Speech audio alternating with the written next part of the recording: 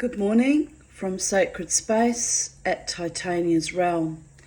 It's 9:49 a.m. on the 21st of February 2024. It's a beautiful day outside. I've got Charlie outside already, and I thought while I'm alert and awake and happening in a far out way, I'll make another video log for my beautiful, intrepid and stoic, loving and supportive YouTube audience and friends and family and whoever stumbles across my videos. I hope you find some value in them, even if it's some tiny insight or gleaning or piece of wisdom that I've gathered up in my almost 59 years on this planet. I'm terribly excited about this 59 thing, aren't I? It's a bit like when the year I turned 49, I was terribly excited that year too. At the end of the day, it's all another day, another blip, another moment, another breath, another spiritual experience in a human physical form in the space-time continuum. But the years have rolled past so fast when I think about it, and yet so inexorably slowly as well. So but here we begin. Today's memories of 21st of February 2024. I had a bit of a rough night last night, but I drank a fair bit of tea and peach iced tea yesterday, which was delicious and cool and yummy, but tea is not good for my bladder, people. So it was a bit of self-inflicted torture there. I'm drinking tea again. But I think I'll try to limit it down to only 2 or 3 cups today, because it was a bit wild last night. Wild without the enjoyment of wildness, if you get my vibe. Anyway, we begin. Today's offerings are entitled Murder, Mayhem and Muck, but I Rise Again.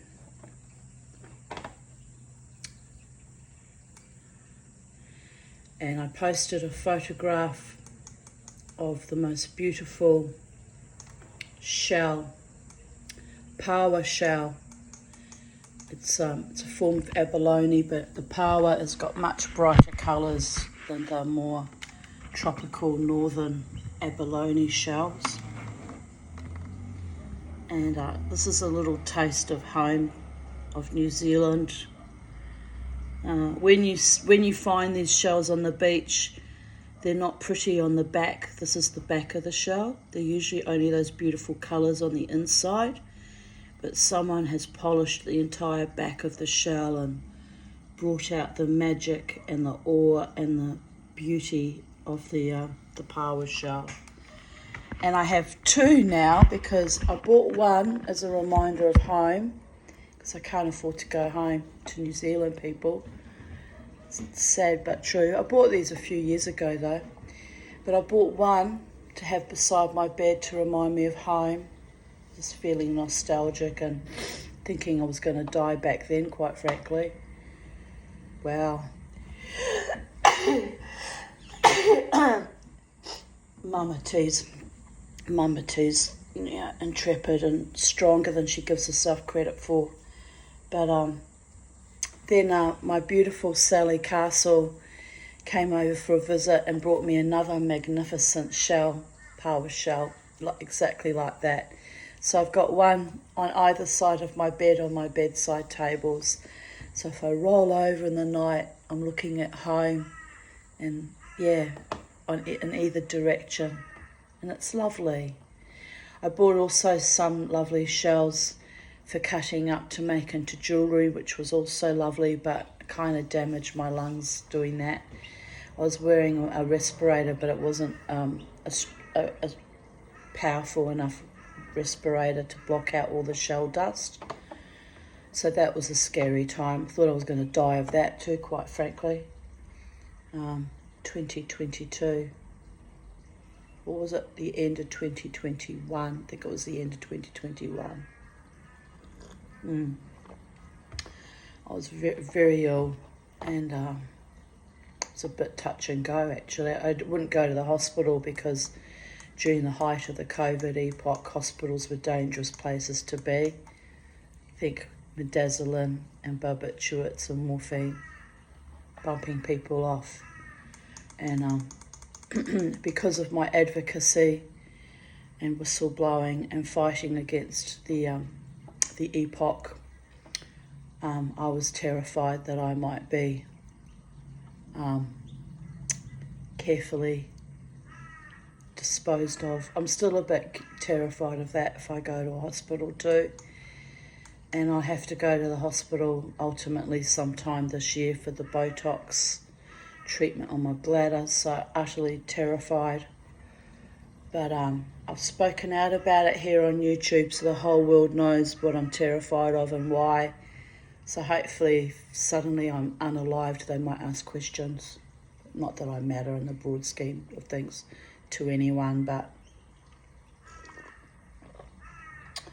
protect those who've got the courage to say no and the courage to stand in their own body autonomy and authority and the courage to speak out against what's going on, because we are the freedom fighters of this current time on planet Earth, and we fight with words, we fight with heart, we fight with energy, we fight with soul, and we are desperately, desperately needed. And I'm not being an egomaniac saying that. We are your only hope, Kenobi. The ones who dare to speak out when no one else would or could. And it has been rather fragile, terrifying time in my life. Here I post a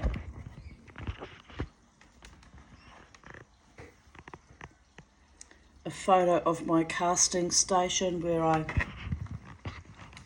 melt silver when I have enough silver to melt, make into transmute into jewellery.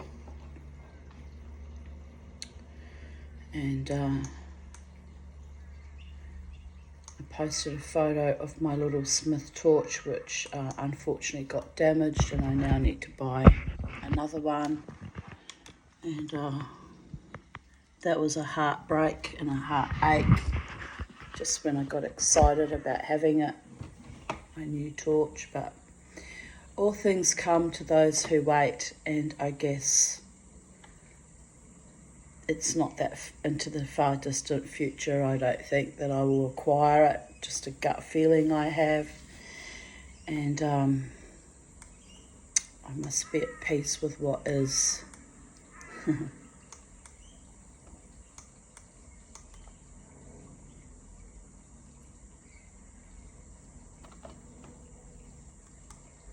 And I won't bore you with it, but I also posted a photo of my LPG gas bottle and the arrestor for the, and regulators for the little Smith torch, to show that it's all done very professionally. The gas component is very protected and done properly. And I was talking about still having to collect the oxygen bottle, because you use oxygen and LPG with the Smith little torch. And I was just kind of getting the hang of it, losing my fear of it and getting used to using it, when the silver melted all over the hoses and destroyed the hoses. So that was my tragedy early last year. And now only needing new hoses, but they insist you buy a whole new kit, because then you don't have to try and fight to get the hoses on. I think that's silly. They should supply the hoses cheaper so you can keep freaking working. And there is a video in Rio Grande showing you how to replace the hoses, so I could have given it a go. But they charge just as much for the hoses as a brand new kit, so they say you might as well buy a brand new kit. It's just weird, but anyway, that's their business model, how they're running it. I don't have a say, right? I just walked Bobo and Charlie. A woman with her teenage daughter pulled her car in front of me on Cavendish Road. My asthma's quite bad today, quite wheezy. They called out to me. The woman said she saw me walking along the road and she was hoping I was going in this direction as she wanted a closer look at Charlie. She said her father raised birds too. She said it's obvious that I love her and give her so much freedom, and it's very cool that I take her on a stick with me for our walks. How delightful. Charlie is getting a little bit famous. The funny thing is that I don't usually walk that circuit, but Beauregard insisted we walk through the edge of the forest and past the dog park, which meant we walk along that part of Cavendish Road. But that was just, she literally went up the road, did a U-turn so she could come and talk to me. Very sweet. The day started out grey and overcast and looked like it might rain, but instead the heat intensified as the hours flew by. Looks like that might happen today too. It's already 28 degrees. It's not too hot, but I think it's going to escalate. I went out to Total Tools to buy the oxygen tank for my silversmithing. They didn't have any in stock, which was weird as it was available online. I have to go back on Thursday when their shipment comes in. So I drove to Bunnings at Cannon Hill and bought an 8.5 kilo LPG gas bottle. That should last me a long while. It was very heavy. I actually only needed a small one, but I didn't realise and thought I needed a bigger one. So I could have saved a bit of money on that, but oh well. I've got it now. It'll come in use for other things if I ever want to use it for barbecues or whatever, but I don't touch it. I just leave it there all set up ready for the new little Smith torch that I'm still manifesting. And so yes, I'm sweating again. Oh my goodness, might have to put the aircon on. I just need the oxygen tank, then I can set up my Smith little torch and start casting and soldering and annealing with it. I am anxious but also excited. Things are starting to move forwards in my silversmithing journey. I just need to buy more sterling silver sheet, which I found out is actually quite expensive. $180 and that was on sale for a tiny little 10 centimetre by 10 centimetre square. So that's kind of been my block too, not having enough money to acquire enough silver. Wire and fine silver bezel strips, then create.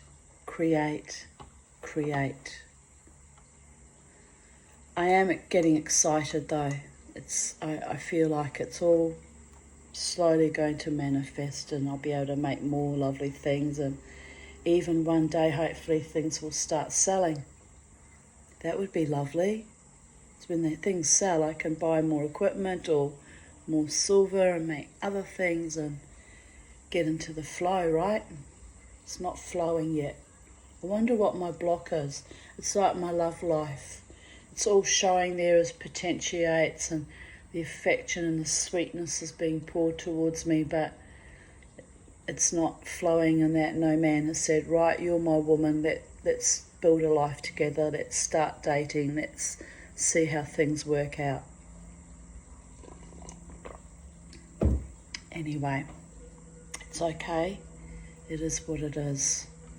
I'm on the journey to happiness and success and truest, greatest, most passionate, ardent, loyal, faithful love with a wonderful man who adores me. It's all circling around my head like a crown of possibilities. I just need to pluck it down, call it down into my mind, body and spirit, and claim it. But I don't like to impose on other people's free will, which is why I could have forced the issue with my romantic life a fair bit in recent months, but I won't. I won't, because the situations are not ideal and that would not be fair. But the right man who really does love me will make his way to me and make it happen. And not just for a, one-off casual fling like the other bastards did to me in the past, users, but will actually want a deep, loving partnership with me. Maybe that might never happen, I don't know. I don't even like to get my hopes up anymore, because it just becomes a circus of delusion and illusion and nonsense, and then I get distressed, and then I get a bit suicidal, thinking nothing will ever turn up to good in my life, and I don't want that. Obviously, I want things to be wonderful in my life at long last. 59 years nearly, baby. Just think in another year or two you might be watching videos where I have a man in the background going, "When are you going to cook my dinner? When are you going to wash my socks?" And I'll be like, "Fuck off." So you see, there's a point, the point break when the fantasy becomes a reality and the reality becomes more scarier than the fantasy. Anyway, it might be a bit of fun to cook someone a bit of dinner occasionally, or have them cook me dinner. And washing socks is not really that much of a burden in these modern ages when you have a wonderful washing machine, although mine's getting a bit old now, but it still works. 21 February 2021, 1:33 a.m.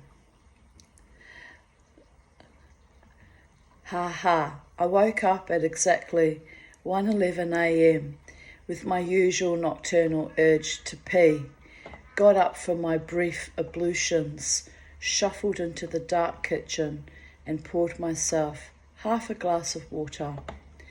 Belched with my reflux, so felt gassy and thirsty, shuffled back to bed. Now, wide awake from my interruption by physical malaise. Now wide awake from my interrupted by physical malaise, dreaming. But thank you, angels, for a working bladder, even if it is getting defunct again. Blech. My neurologist explained that my bladder is actually functioning very well and is actually quite healthy, but it's the nerve signalling that's causing the constant need to pee. And the bladder doesn't know any different, so it just gets told, here's this much fluid you need to eliminate, get rid of it all night long. So the medication I've got isn't quelling that, so it looks like I'm going to have to need the Botox. Anyway, we'll see. It's only been 1 month. I've just started on a second course, so we're just into 1 month. It just might take me longer to adjust to the medication.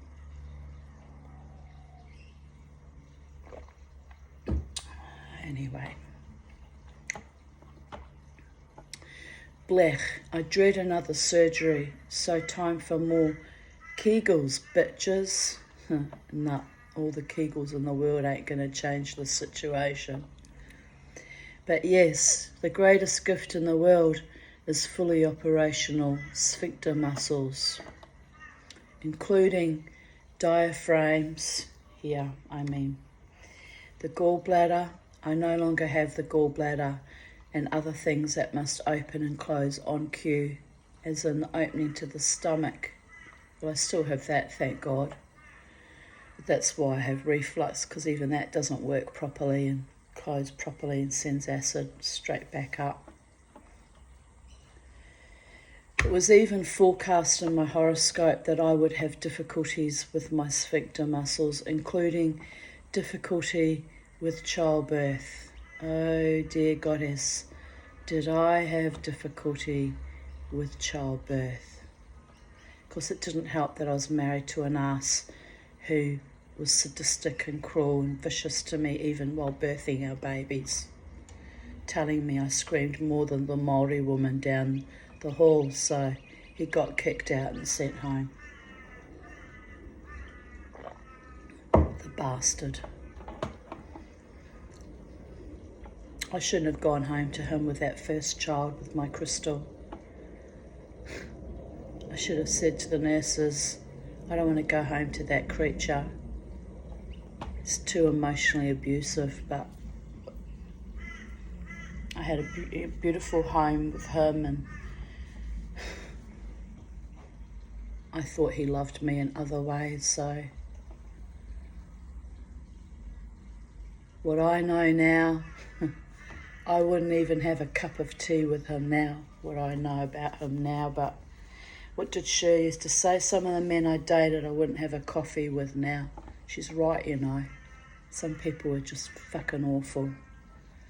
But anyway, that was very inspiring when she said that, I think around back in the 90s, because it told me that even the most glamorous, the most famous, the most beautiful, the most wealthy celebrity women have difficulty finding true love too.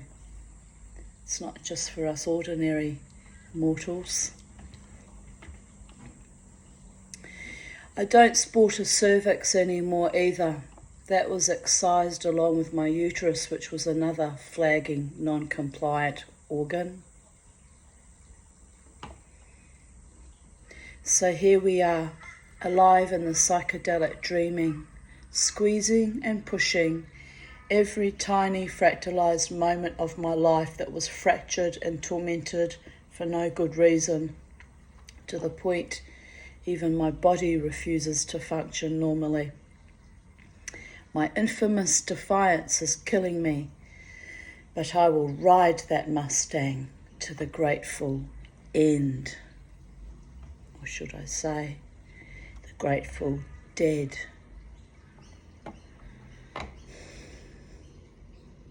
Anyway, I love my life. I've fought hard for it, harder than most people have had to fight. Very, very, very fucking hard, which is why I'm a bit wrung out and exhausted from life, but I love life. I'm looking out at the trees and the breeze blowing through the banana leaves on my banana trees, and the sun shining, and my fish pond tinkling, and I feel so blessed. It's a slow trot through the shadowlands instead of a victorious galloping insurgent calamitous delight. But I am all right. I got this. This current difficulty will pass. Pardon me. Everything passes. It might feel like it won't, but it does. Hold on, hold true, keep your eyes on the horizon. Horses with no name and riders in the storm. Ride. 21st of February 2020. A little bit of grounding before I go for a nap. Baby and mama tea grounding.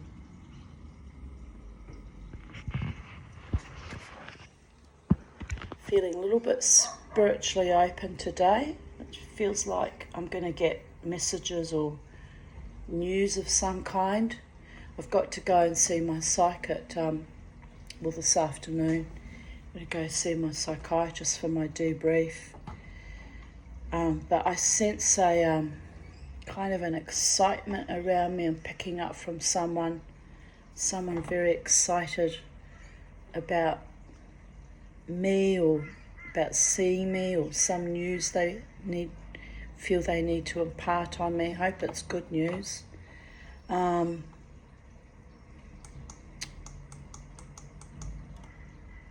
Yes, a lot of joy and excitement surrounding me. Maybe it's spiritual, maybe it's the spirits themselves. And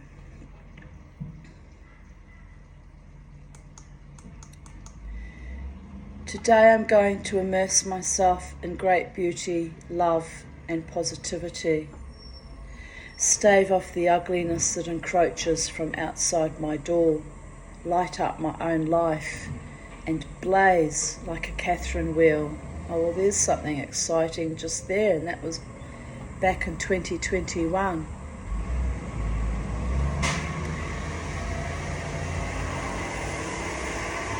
Every day of my life I have fought for true love, honour and survival. Thriving is my modus operandi. I thrive by staying naked and sacred in my truth, by smiling into the void, by climbing my stairway to heaven. I might slip a few rungs because of my inappropriate shoes and the devil playing the blues, but I keep getting back up that Jacob's ladder to nowhere. Yes, I do. 1:33 a.m. Going out of my mind. The skin cancer blisters are so itchy, especially on my back. I want to tear my own skin off. Not a pleasant feeling. This on top of the earaches I have been experiencing.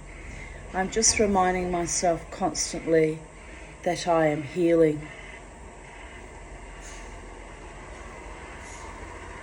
Even Miss Penny, I'll just wait a little bit.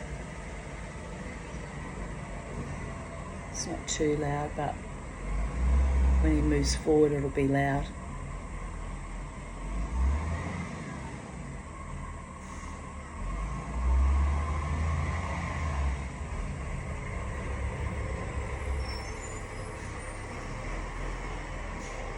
What's he doing? Oh, he's backing up. Okay. Even Miss Penny is getting annoyed as I keep waking her up with my itchy restlessness. I am so tired. I forgot it was going to feel this bad. Last time it was only 2 spots. This time 12. Gah. This is my punishment for living in a sunburnt country with skin the colour of milk. Damn it.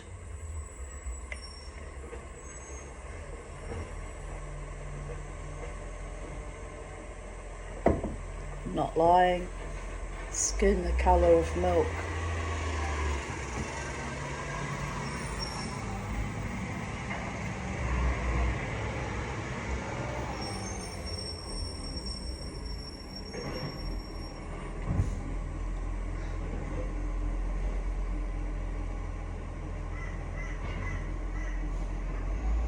He'll be back to do the recycling in another hour, half hour or so.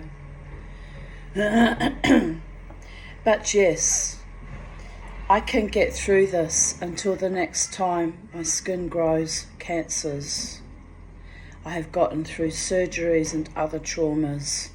It's just skin, for fuck's sake. The skin was screaming at me for days. Tomorrow's going to be a happy day. I mean, later today. Pardon me. I will sleep now. Try not to think about the itchiness. Dream of perfect health and true love. A nice distraction. Alas, no one wants a woman who's been pockmarked by fate. Ha ha ha ha ha. It's okay though. I am still awesome in my own absurdist way. Feckless freckles will betray me, and sunlight will slay me, and unrequited loves will flay me, and glitching matrices will fray me, false love will play me, but Mama T will rise and shine again. Or sashay away, scratchy and itchy and menopausal bitchy, sleepy insomniac blues and loony tunes. Sleep the sleep of the just, and the gabbling incoherent, incongruent, corpulent nonsense. Blah. Well, in that paragraph, there was a song in there that could have been turned into a song.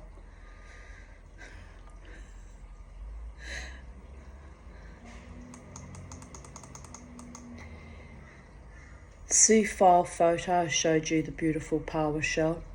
My beautiful piece of home arrived from Aotearoa. I may never go back to New Zealand, but I will keep this beside my bed as a reminder of Island Bay, some of the more beautiful aspects of my childhood, which were rare, by the way, rare.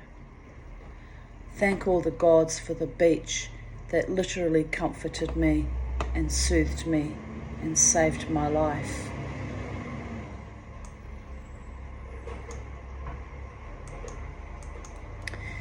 February 21, 2017, 3:08 a.m.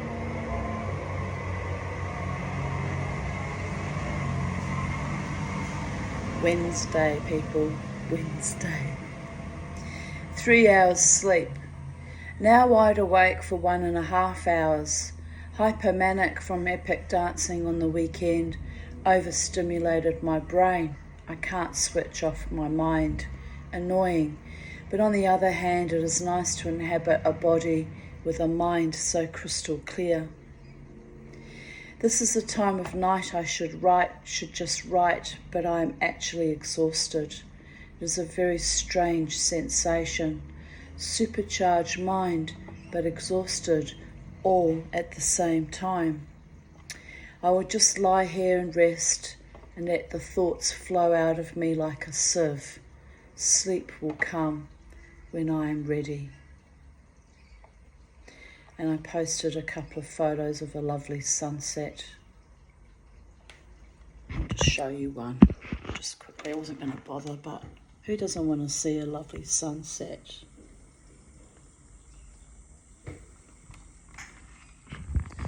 Because no matter what, rejoice in the beauty of nature in our lives. Say our way showers and milestones and guides and inspirations and gifts of hope and redemption. There will always be another sunrise and another sunset. Swiftly flow the years.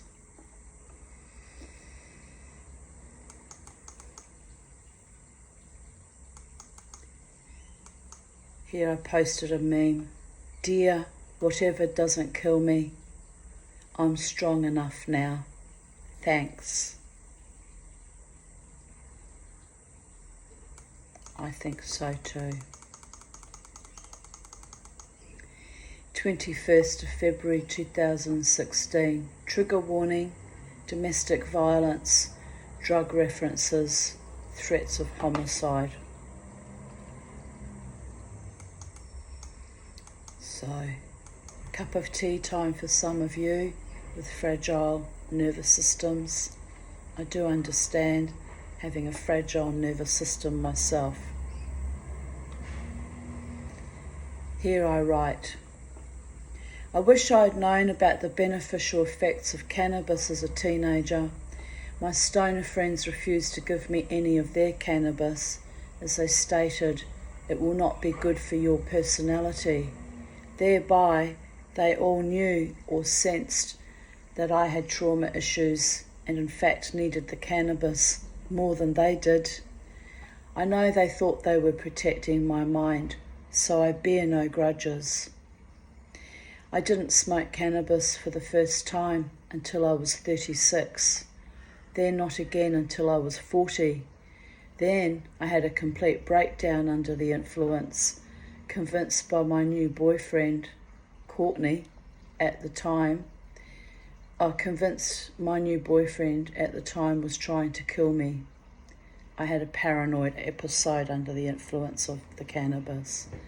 But he was actually pinning me down with his elbow and arm across my chest like that, because I was freaking the fuck out, and pinning me down across my throat because I've been strangled 3 times makes me freak out and think I'm about to be killed again. So it wasn't completely paranoid, it's just that I was paranoid from the cannabis, and then he did that, which really, like, what a fucking dumbass. And you know what? It was a new relationship. I'd only just started seeing him. I should have ditched him then and there. But I internalized it that he was being protective and loving, and oh well. I was on a lot of psych meds at the same time, so I was not in my right mind. I was under the influence of Cipramel and Seroquel, and that combined with, you know, the occasional Valium to calm my nerves as well. And then that night combined with alcohol and cannabis. Is there any surprise that my mind did a flibbity gibbet whirling dervish and wanted to leave my body? So it was a very interesting and weird experience, which I did write about. It's up on my website and my former website, but I think I did share that experience on my vocal media too. It was very frightening experience. So drugs are bad, okay, especially if you're mixing them with your psych meds. Not really a wise thing to do, but he was a seasoned drug person, and I thought I would be okay. Well, no. But I have experienced cannabis since then and had positive experiences, and I do credit it with healing a lot of my mind. Actually, like, although that was a freak out event, it was kind of like similar to the ayahuasca journey, where you confront all your shadow and your darkness and all your fears and horror, and it all gets purged.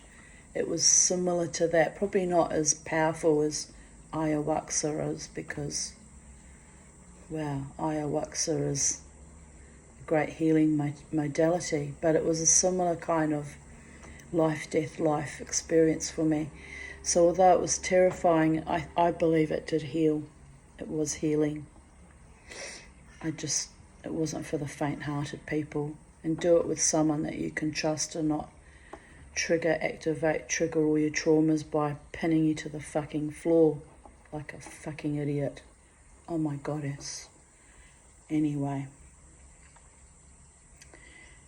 Because context is everything when you go into these altered states on these drug-fueled journeys. Like I would like to do the psilocybin journey in a clinical trial. I've asked my psychiatrist about it numerous times, but he's afraid that it might be too much for my brain, and then I might, skits out and never quite come back. But I would like to do it because it's credited with healing complex PTSD, which I've suffered with since very early childhood. At least it's till the sexual abuse started when I was 6 years old. I'm going to sneeze, hang on. I probably had a complex PTSD before then because of the near-death experiences, and my father almost drowning me in the Kapiti coast, swimming at Paraparaumu Beach. You know, other events that would have triggered complex PTSD, but, you know, I don't know. My psych's probably right. It's probably best that I just leave myself alone and not try to heal any more things, and just accept what is and just be gentle with myself and live life as gracefully as possibly until I die, right? The best thing I ever did, though, was go off all those psych meds in June 2016. Was that they weren't helping and they were very debilitating. But anyway, the psilocybin or the MDA journeys happen in a clinical construct. Means you have context and you're safe, and they play nice music and they keep you calm, and there's a doctor to watch over you in case you do skits out. And but of course it's all hellishly expensive, and that's the real reason why he's withholding that treatment. Knows I can't afford it. So there is that too. Anyway, I'm okay. I'm holding on my stolid hobbit ground to planet Earth, and I'm healing every day by telling you these stories, as well as my dancing and when I can make jewellery, my creativity. I've even got an urge to actually have a go at painting again and, create paintings, which I might do one day. It's sort of just slowly fermenting underneath consciousness. And I'm feeling very, juicy and creative in my core, like I'm just wanting to blossom out. And I'm feeling that, my true love is coming, so I'm going to be very busy with a wonderful man soon, going on day trips and to the beach and going swimming. I mean, it would have been lovely if it happened right now, this summer, because it's hot. But, when that man arrives in my life and chooses me, I hope we'll be able to do lots of lovely things together. It doesn't have to cost a lot of money, but things like go to the sea and go swimming and go on little drives to places for day trips. If he's got money, take me on a little bit of a holiday. If we don't have money, shit happens, but we can do other things, Yes, we can do other things. Anyway, I'm dreaming. I'm dreaming because it may never happen. I'm psychedelic dreaming. Anyway, I continue with the story about that event. It was not until 5 years later, when his friend Skatey threatened to cut my head off with an ornamental samurai sword, that I finally accepted that he was in fact hoping to kill me. Courtney, that is. He had also kept a knuckle duster in his bedroom, which his mother stole and hid from him, as he had told her that one night while I slept over, he might just smash my face in with it. This is a man I was fucking on a regular basis, by the way, for 5 years. That was the calibre of his love.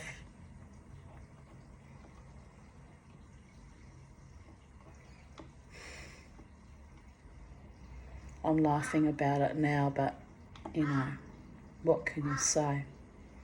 I'm writing this and trying not to laugh, mainly because it seems so ridiculously surreal, but it happens to be the truth. He went berserk and accused me of stealing the knuckle duster. I had to protect his mother, who in turn took it to protect me. I just said, "Quit your whining, you can make another one." He said, "But it takes a week to make." I just said, "Well, you got time." What an idiot. To be honest, he didn't actually have a lot of time. He worked all the time. He was, as well as being a heavy cannabis smoker and speed taker and you name it, he was a workaholic. That was his main addiction. He worked day and night, and then he'd flip out and want to kill me, right? For what? It's not my fault he chose to work his ass off all the time, and I didn't benefit from his working. We weren't in a committed relationship. It's not like he was throwing me money and helping me out. He did help me by continuously fixing my car and some lawnmowers for my lawn that we kept blowing up. He did help in that way, but he didn't put food on my table or take me out very often for dinner, or didn't do anything like that. So he had a fucking good ride out of me for 5 years and then wanted to kill me. Fuck off, cunt. Seriously. But anyway, it was very confronting a few weeks ago, and there was a younger man who was the spit out of his mouth. Like, I know for a fact he's never had children. I think he's infertile, but if he had had children, this man would have been his son. He was the image of him, and I just sort of stood beside him in shock, thinking at first it was him. And, you know, of course, my immediate response when I think I see him is he's come to finally kill me, right? Not if I see you first, Courtney. Just remember that, boyo. But anyway, I thought it was him. And so I held my ground quite courageously, standing not far away, about 2 meters away, dancing, minding my own business. And I kept giving him furtive looks because, my God, it was astonishing how he even had his same posture and way he held his hands. The only difference was that this man had a bit more style and more very nice jewellery, which Courtney never wore jewellery because of his work as an as an engine reconditioner, you know. But he wasn't one for wearing jewellery, Courtney. And he didn't dress stylishly. He always looked like some bogan fucking yobbo. Like, what was I thinking, really, to be with him? It was just ridiculous. But anyway, this young man had a bit of style, but he sort of looked over at me a few times because he could see me, like, kind of in shock, thinking, is it him? Is it not him? It took me a good while to realise he was younger, but even his hair was the same length and hair colour, and it was astonishing, people. Anyway, I phoned him recently out of some nostalgic curiosity. It's sweating like a pig here. Don't know where my fan is. All he could say was he wanted me to remove the knife out of the voodoo doll I had of him, over and over again. One of his drug-fucked mental loops, poor guy. The other thing he accused me of was, not me directly, but he said he had another ex-girlfriend who was a witch, and he said she cursed him. I said, oh, how'd she do that? He said, oh, well, every time I drink beer and it's got a head on it and I put it to my lips, the beer goes flat. He said, she cursed me that my beer would go flat. I said, no, you fucking idiot. I said, it's because you work with acid all day long, stripping down motors, and it probably have a lot of acid in your body chemistry, and that's what's making the beer go flat. He just looked at me. Oh my God, he was an idiot. But he was very intelligent in other ways. Like, he wasn't dumb, our Courtney. He wasn't dumb. Wasn't to be underestimated. But he had some crazy fucked up ideas. Anyway, I guess we all do. I have some crazy fucked up ideas too. Like falling in love with men who are homicidal and dangerous. So there was that. I said, I have not made a voodoo doll of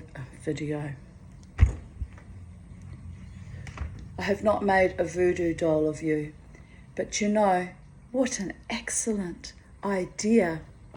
But your life is shit because you do too many drugs, drink too much, and hang with awful human beings. Your life is shit by your own choices and has nothing to do with me. But you know, good luck with that. Karma really is an almighty bitch. I would have schadenfreude, but I suffer for everyone else's karma, or perhaps my own karma from previous lives. You know, perhaps as King Henry VIII, since I am denied real love in this life.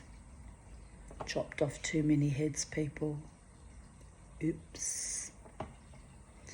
So karma has run over my dogma, and I am sick to death of all the bullshit of my entire life, and the only thing that keeps me alive is my warped, interesting sense of humour, my advocating for other survivors, and my dream of a better, saner existence. 6:50 p.m, back from the dog park. Beauregard had a fabulous time and made some very nice canine friends. He is not frightened anymore like on his first visit. So many other puppies to play with. I was exhausted from dancing last night, so I sat on the ground, and a very sweet staffy called Luna, who was on her first visit, claimed me and sat on my lap. She preferred my lap to playing with the other dogs. Dear sweet thing. Staffies are not my favourite breed, but she was very protective, loving and delightful. I woke up at 2:17 p.m, so did Bobo. I was exhausted from my dancing. It is a lovely windy afternoon. I've been Facebooking outside in the garden in my sarong. Time to get dressed and take my Beau to the dog park. 21 February 2015. 7:24 a.m. Haven't slept yet.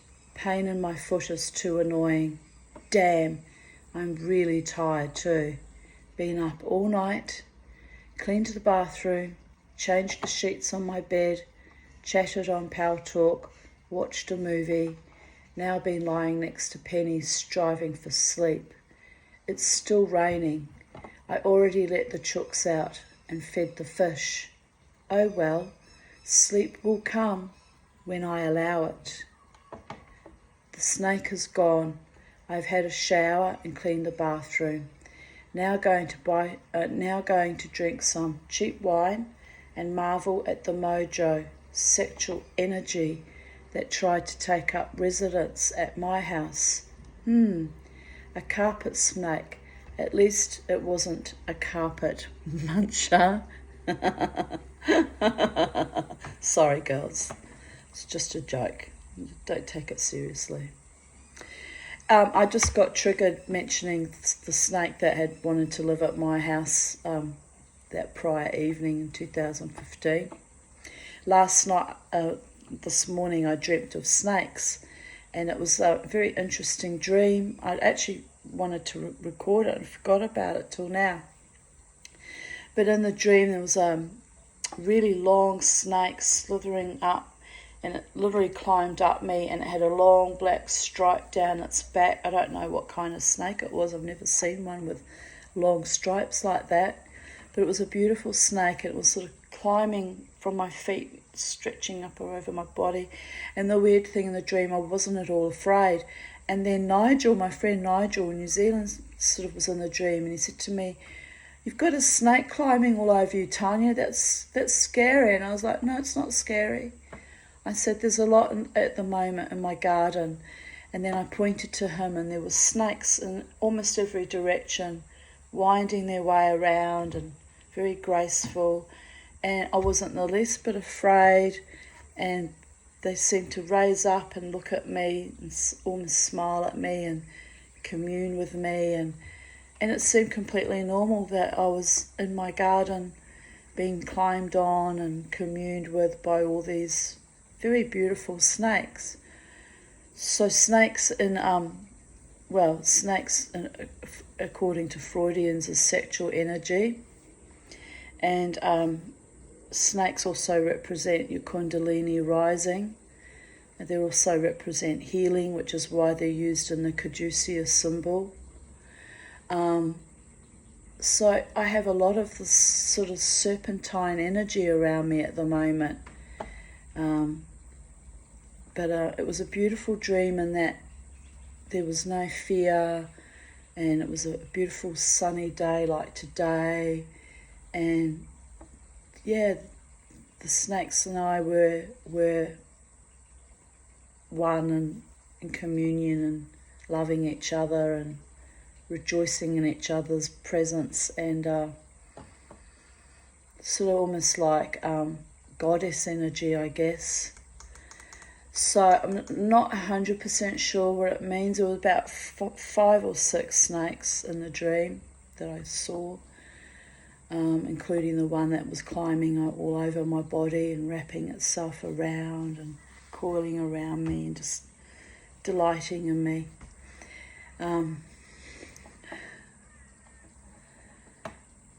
So I'll have to keep an eye out for the nefarious and infamous Australian trouser snake when I go dancing on Friday, because it's that kind of masculine energy surrounding me with great love and attention, right? But yes, I think that's what it means.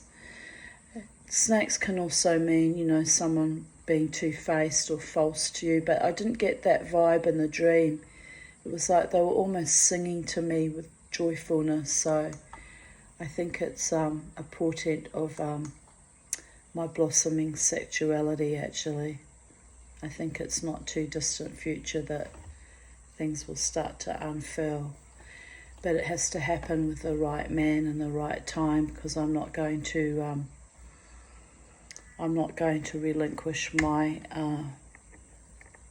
long contained sexuality on someone that's just going to be a one-night stand or a fly-by-nighter or a liar or a user or feckless fucking foppish fool like I had in the past. It's not worth it to me. I have no interest in quick frotterings with fakes and fuckers. So my truly loving man is already in my life and manifesting beautifully, actually, in my life now. I've been kind of in communion with him all week long. I have felt his energy all week long, and I've kind of pushed it away thinking, oh, don't get your hopes up, Tanya. You're only going to get hurt and disappointed. But the energy is real, people, and energy never lies. So I've been picking up on this beautiful man's energy, and I have a suspicion he's been thinking about me quite a bit in the past week.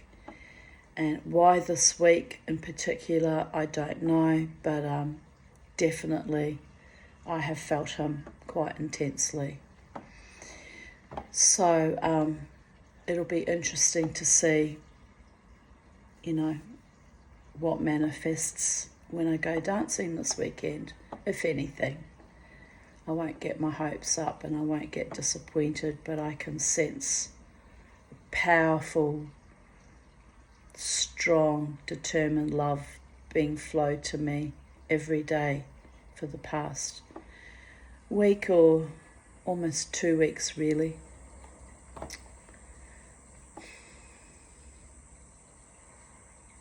And as I say, people, free will.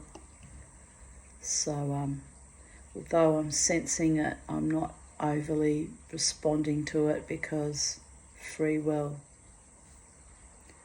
And harm ye none, do what thou willest. That is the whole of the law. Love is the law. But I will not harm anyone. Not deliberately, and not, you know, not willfully. Certainly not out of envy or spite. I want my friends and family to have their truest, deepest loves, to be immersed in love, to have wonderful lovers and friends and companions and life partners. I want that for them, and I want it for myself also. No sabotage, no deception, no liars, cheats or fakes. Definitely don't want that. We had that for all my life. All my life I had that, until I put the skids on it. Round about 2020, I went, that's enough of that shit now. We've had enough of that. So, another hot day in paradise. Oh, sorry, I have to go back, rewind. Just snapped in 2014. Just snapped my back while flushing the worm farm and my hand hurts. Fuck. Oh well, heavy painkillers. Here we go. The garden looks nice. Positivity rules.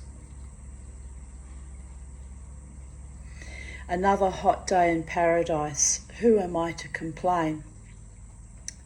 I migrated to this place 25 years ago for the heat, the aromatic summer scents, not the stench of BO. Use deodorant, people. And for the easy living. I wish I had money so I could get out of the shithole occasionally and travel Australia and perhaps even the world. I feel stymied and limited. I have to remember my vision when I came here was to be free, to be successful, and to own my own home with a swimming pool. Well, I lost all that, but I am still free to make my own choices and to heal and to live long and prosper. Eventually, if I heal, ha ha ha. Nothing in life is simple, but the healing is well underway, and who knows what treats lie ahead for me to discover. I hope I see them in time to recognise the good stuff ahead.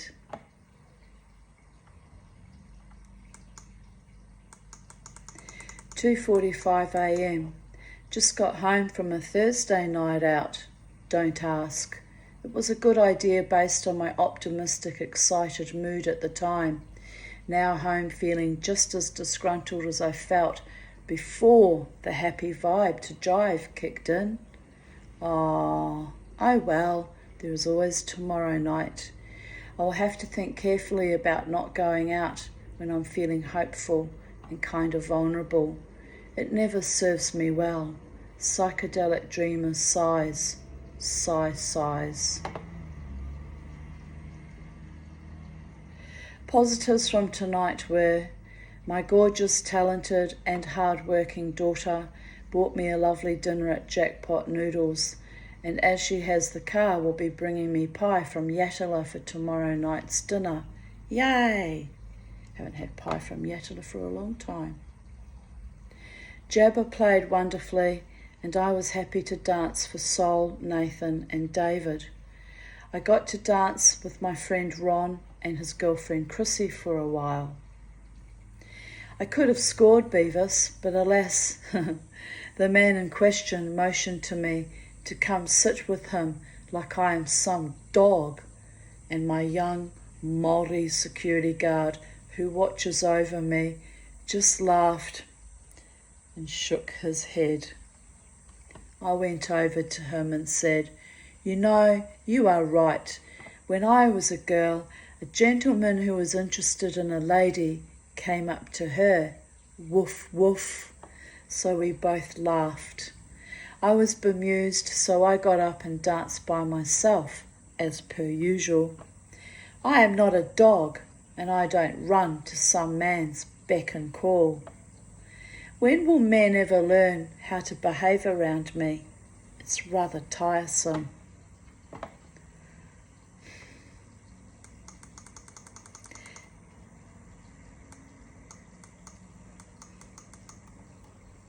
So that would have been in Irish Murphys when that happened, February 2014. 21. Well, I went out the following night on the Friday, and that's when I met Dave. Oh dear goddess. So the anticlimax from the Thursday night, and then I ended up the next night meeting Dave. Oh well. C'est la vie, babies. 21st of February 2013. Weird, freaky visit to GP. I had to fight to get her to sign my medical certificate for my driver's license, as she says I have to have another sleep study, and if I don't get treatment for my sleep apnea, she will have to take my license under new government guidelines. This fucking police state is starting to scare me. I begged her to sign me off, as I never drive tired or for longer than 3 hours a day. Use my common sense. But she still is sending me for the sleep study to see if I am worse or better. 2 weeks ago, it was my shrink threatening me with hospital as I had a manic edge, which I categorically do not. I am just happy for the first time in my life after all the evil bastards either died or got what they wanted from my pound of flesh, meaning the will dispute, right? Fuck. Now, as well as my sanity, they want to take my car away from me, when I only just got one 5 months ago. Excuse my persecution syndrome, but I remember a certain Dr. Mengele who happily served the Nazi Party to torture and experiment on innocents, took their freedom and lives from them. Government-sponsored genocide and oppression is still happening. Fuck that shit. This was back in 2013. People, I need to remind you, canary down the mine, much. And then, what happened in 2020, I might add? Well, we know, don't we? We all fucking know now. I woke up breathing, albeit after only 5 hours deep sleep, insomnia from 3 a.m. A good day, still alive and still kicking. 21st of February 2012. I had a lovely day. Lynn took me to Capalaba, to Golden Circle and Aldi so I could buy food. We went out with little Alia, who was a delight. Then another friend I know from Pal Talk, Julie, came over and we hung out and made a sun catcher. 21st of February 2011. What's on my mind is the complete and utter callousness of my former lover to get a henchman to inform me of the other woman. Low grade that, so low grade, as if I didn't know all along by his degrading behaviour. Oh well, note to self, never ever allow a man to destroy me so childishly, utterly cowardly, and so sadistically again. I'd rather be dead. But then I did allow a man to destroy me again. That man was Dave, and I did come very close to losing my life, because I would rather be dead than be with another monster ever again and waste heart, mind, body, spirit and soul on a time-wasting asshole ever again. Which is why I'm sitting back very carefully, watching and waiting for the right man to prove to me that he truly does love me and wants to be in a relationship with me, in a partnership with me that is solid and loving and respectful and loyal and faithful to me, devoted to me devoted to him, by the way, because it needs to be a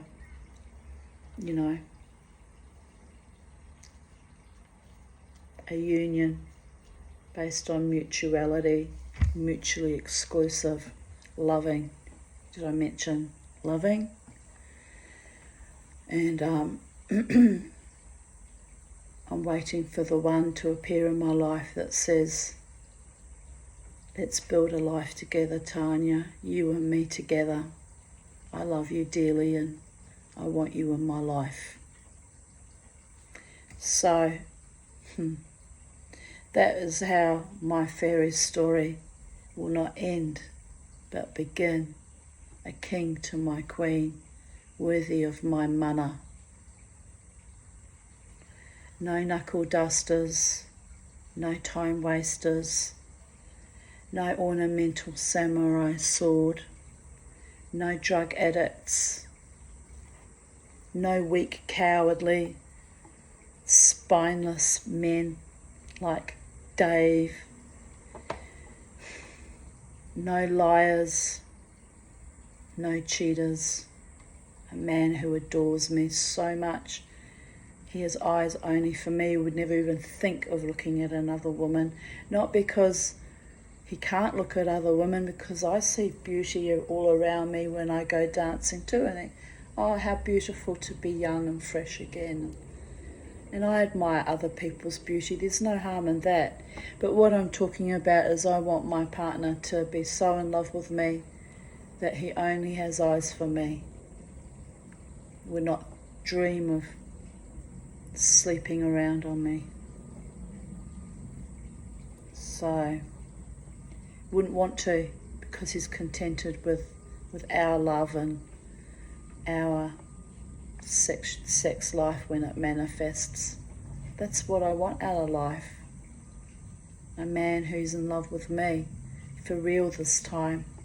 Not like those other fucking shades of the past that were just low-life entities, really. A loving man who's good and kind to me and respectful and loyal and faithful. And it's a fucking mantra that goes over and over and over and over and over. And he's out there, he's picking up my vibe, he's hearing my call, he's singing my song, he's tapping into my spirit and not feeling fearful of it, but recognizing it as a powerful force of nature and a deep love that he will cherish and he will respond to with kindness and sincerity. To you, my darling. So thus concludes today's readings of even date. The time just clocked over from 11:01. I was about to say make a wish, but it's now 11:02. But if you want to make a wish for the angel number, make a wish. Everyone knows on Facebook and Vocal Media and YouTube what my wish is. Just put it out there yet again. It's a bit pathetic, isn't it, people? Almost 59 years of age, still wishing on a star.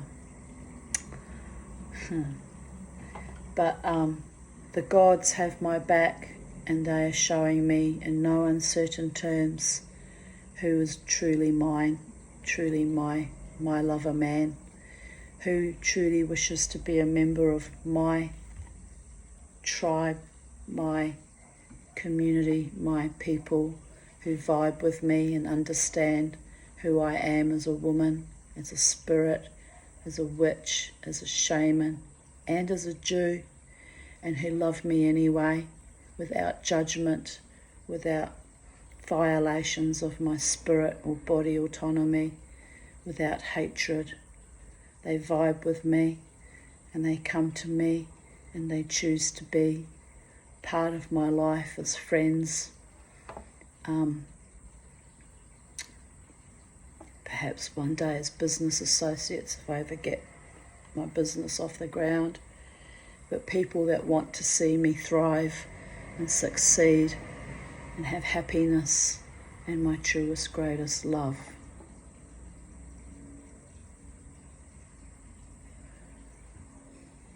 There's a big van just pulled up. I'm waiting on my wooden vertical blind to arrive. Hoping that's it. Might not be though. But yeah, people who, no, it's not for me. People who rejoice with me and lift me up and when I fall and hold me precious when I'm weak and vulnerable. Don't stomp me into my face into the ground like my previous lovers did. Vicious they were.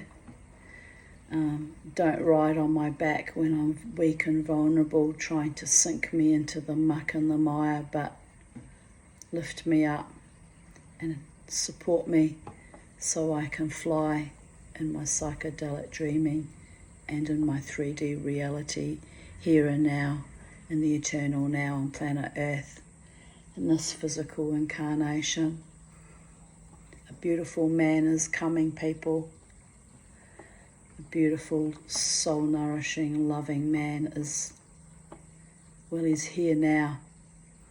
Not quite physically yet, because I don't know what conditions are holding him back. All blocks to that happening are probably still work I have to do from within my spirit to manifest him in my life. But as I say, free will, people. Come to me of your own free will, from your own heart, body, mind and spirit. I don't want anyone that's here either in some fantasy world of their own creating, or under some kind of coercion, or under guilt, or whatever circumstances that are not good for both of us, you know. I don't want any more one-sided love affairs that are cruel and sadistic, is what I'm saying.